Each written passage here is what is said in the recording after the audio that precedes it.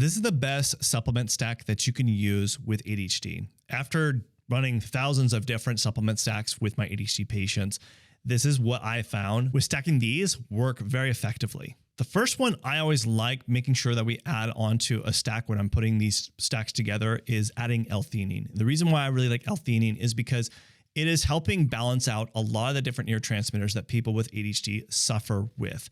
And that is helping balancing out dopamine, serotonin, GABA.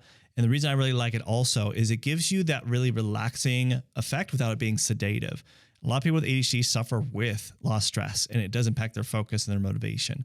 But it also increases alpha brainwave activity. Now, alpha brainwave activity is pretty much putting us in a state where we're very calm and very zen, where we are in a capacity where we can learn and retain information.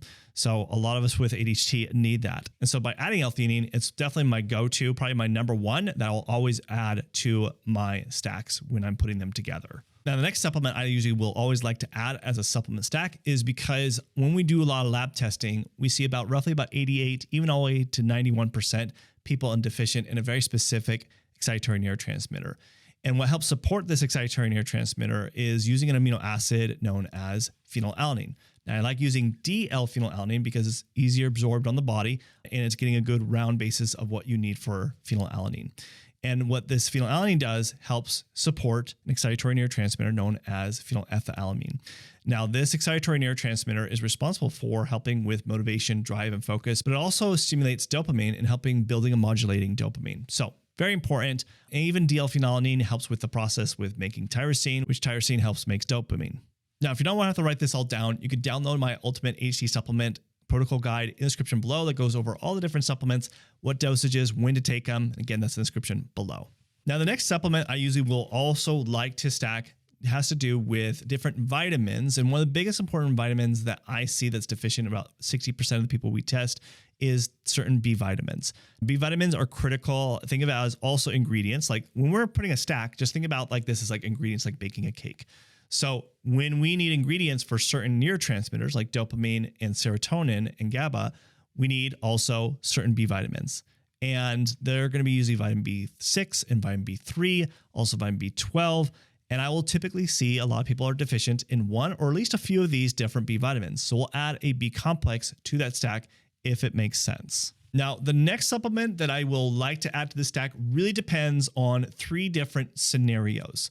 And this is where testing comes really handy to help me know which type of supplements to add onto the stack. And this has to do with either serotonin or dopamine. So the thing you gotta understand with serotonin and dopamine, they kind of like balance each other out. So if like there's too much serotonin, it will start to kind of decrease dopamine effects. And then if dopamine is increased, it will also decrease the serotonin effects. But when they're nice and balanced, then they're really helpful and supportive to each other.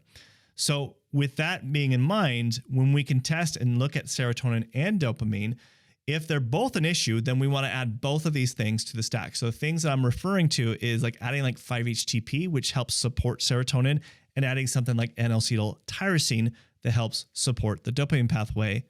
And so if they're both low, we'll do that. Now, the issue is if we only did like 5-HTP and there's a dopamine issue, then it'll just make dopamine worse. But if there's only a serotonin problem and dopamine's fine, then we'll just only add 5-HTP. And then if there's only a dopamine problem and serotonin's fine, then we'll just use N-acetyltyrosine.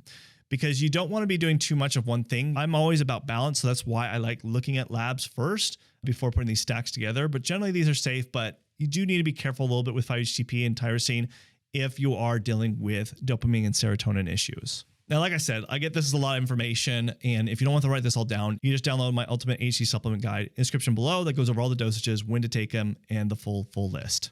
Now, this next one takes a different angle that I usually like to add onto the stack. And I would say about 92% of the people, I will always add this into their stack to helping with their ADHD. And it's a really important one. It has to do with cortisol. So cortisol is something that not only helps with stress and our energy levels, but cortisol does also stimulate a lot of these different neurotransmitters like dopamine and serotonin. And when cortisol is low, which I find about 92% of the people we test tends to have some issue with their cortisol where it's insufficient, it's not producing enough. And if that's the case, that could be the culprit of why we're not getting enough dopamine or enough serotonin. So what I like to add is using something known as adrenal desiccated or adrenal bovine. There's a lot of different supplement companies that provide these different adrenal desiccated or adrenal bovine that you can use. And then when we start adding that, especially into the stack, then we can see it all work effectively and cohesively and start seeing the benefits of our patients getting the focus and motivation and energy and getting rid of these symptoms that they've been experiencing with their ADHD.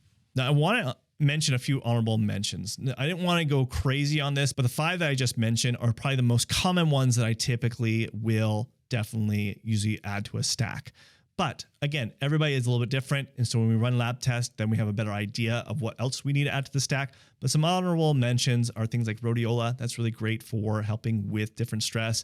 Also vitamin D3, zinc, magnesium, we'll see deficient pretty frequently. And like phosphatidylcholine or phosphatidylserine, because we'll both see serine or choline levels issues with people with their memory issues. And that does contribute to that. So those are some that also can be some additional things you could add on your stack if you see deficiencies. Now, you've been hearing me talk about lab testing and deficiencies, and like that's how you know to add supplements, because going at it blindly, it's difficult. Like what I mentioned is I try to narrow it down as best as I possibly can, but to truly get the results that you want for your own ADHD needs, you should watch this video next, where I have tested over 11,000 different lab tests on my ADHD patients and really show you the process of what it takes to get the right type of supplement stack for your specific needs to get the actual results that you want. So watch this video next.